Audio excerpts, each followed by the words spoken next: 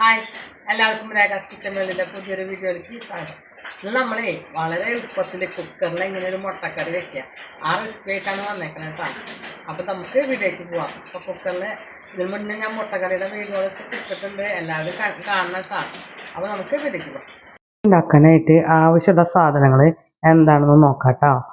അപ്പോൾ ഞാൻ 3 സബോള എടുത്തിട്ട് ചെറുതായിട്ട് അരിഞ്ഞ് വെച്ചേക്കണം കേട്ടോ.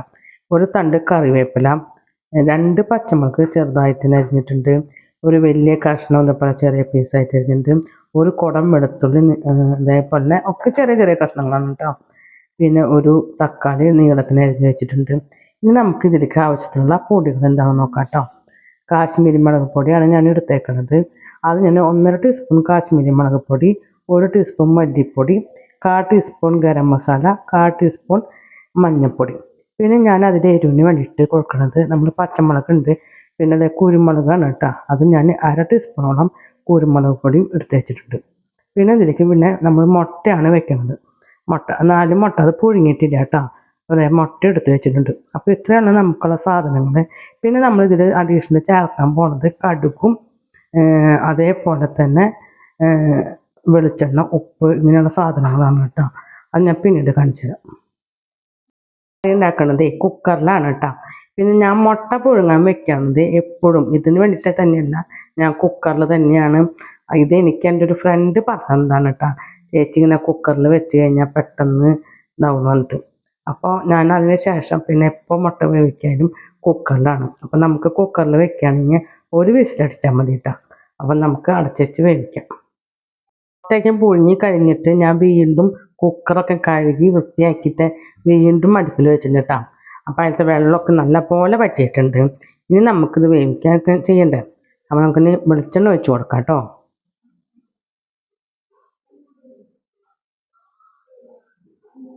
ഞാൻ വെളിച്ചെണ്ണ ഒഴിച്ച് കൊടുത്തിട്ടുണ്ട്. വെളിച്ചെണ്ണ നല്ലപോലെ ഒക്കെ ഒന്ന് ചൂടായി വരട്ടെ കേട്ടോ. വെളിച്ചെണ്ണ ചൂടായിട്ടുണ്ട് കേട്ടോ. അതിലേക്ക് ഞാൻ 1/4 ടീസ്പൂണോളം പെരുംജീരകമാണ് ചേർത്ത് കൊടുക്കണം. പൊടി ചേർത്ത് കൊടുക്കണവരുണ്ടെങ്കിൽ അത് നമ്മളെ കറിയിൽ പൊടികളൊക്കെ ചേർത്ത് കൊടുക്കുമ്പോൾ ചേർത്ത് കൊടുക്കാൻ വേണ്ടിയിട്ടാണ്. അപ്പോൾ എൻ്റെ കയ്യിൽ പെരുംജീരകത്തിൻ്റെ പൊടി ഇല്ലാത്തതുകൊണ്ടാണ് ഞാൻ മുഴുവൻ പെരുംജീരകം ഇട്ട് കൊടുത്തേക്കുന്നത്. അപ്പോൾ പെരുംജീരകം പൊട്ടി കഴിഞ്ഞിട്ടാണ്. അപ്പോൾ ഇതിലേക്ക് ഇനി ഇട്ട് കൊടുക്കുന്നത് കടുകാണ്. അത് 1/4 ടീസ്പൂണോളം കടുകും കൂടി ഇട്ട് കൊടുക്കുന്നുണ്ട്. കടുകൊക്കെ പൊട്ടി കഴിഞ്ഞു. അതിലേക്ക് ഇനി ഇട്ട് കൊടുക്കുന്നത് ഇഞ്ചിയാണ് കേട്ടോ. ഇഞ്ചിയും നമ്മളെ കൂടെ വെളുത്തുള്ളിയും കൂടി ചേർത്ത് കൊടുക്കുന്നുണ്ട്. വെളുത്തുള്ളിയും ഇഞ്ചിയൊക്കെ ഒന്ന് വാടി വന്നിട്ടുണ്ട് കേട്ടോ. അപ്പം നമ്മളൊന്ന് ജസ്റ്റ് ഒന്ന് ഇളക്കി കൊടുത്തിട്ടുണ്ട്. ഇനി അതിലേക്ക് ഇട്ട് കൊടുക്കുന്നത് വേപ്പിൻ്റെ ഇലയും പച്ചമുളകാണ്. അതിൻ്റെ ഇടയിൽ കയ്യിൽ വീണു എൻ്റെ കയ്യിൽ നിന്ന്. അപ്പം അതിൻ്റെ സൗണ്ടാണ് കേട്ടോ. പച്ചമുളക് കൊണ്ട് വാടിയിട്ടുണ്ട്. ഇനി ഞാൻ ഇട്ട് കൊടുക്കുന്നത് സബോളയാണ് കേട്ടോ. നമുക്ക് സബോളയ്ക്ക് ചേർത്ത് കൊടുക്കാം. അപ്പം തന്നെ കുറച്ച് ഉപ്പും കൂടി ഞാൻ ചേർത്ത് കൊടുക്കുന്നത് കേട്ടോ. കൊടുത്തതിന് ശേഷം നമുക്ക് നന്നായി ഒന്ന് ഇളക്കി കൊടുക്കാം. സബോളയ്ക്ക് വാടിയിട്ടുണ്ട് കേട്ടോ. സബോള നമുക്ക് നല്ല പോലെ വാടി ഗോൾഡൻ കളറൊന്നും ആവണ്ട. ഇതേപോലെ കുറച്ച് വാടി അതിൻ്റെ പച്ചമുളകൊന്നും മാറി വെക്കുന്നുണ്ട് കേട്ടോ. ഈ സമയത്ത് നമുക്ക് തീ നന്നായി കുറച്ച് പൊടികൾ ചേർത്ത് കൊടുക്കാം. അപ്പോൾ ഇതിൽ മുളക് പൊടി, മല്ലിപ്പൊടി, മഞ്ഞൾപ്പൊടിയും ഗരം മസാലയാണ് ചേർത്ത് കൊടുക്കുന്നത് കേട്ടോ.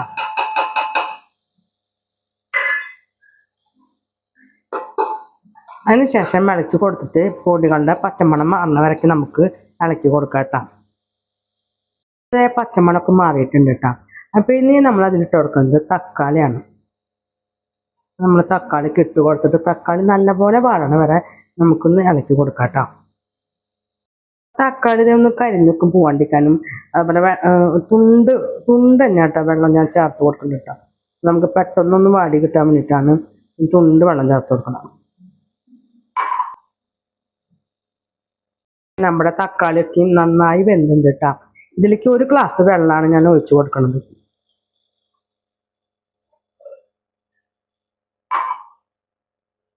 ഈ 1 ഗ്ലാസ് വെള്ളം ഒഴിച്ചതിന് ശേഷം നമുക്കിത് അടച്ച് വെച്ച് 2 വിസിൽ അടിക്കണ വരെ കാക്കാം കേട്ടോ. അതേ കുക്കറൊക്കെ അടച്ചു കൊടുത്തിട്ടുണ്ട് കേട്ടോ.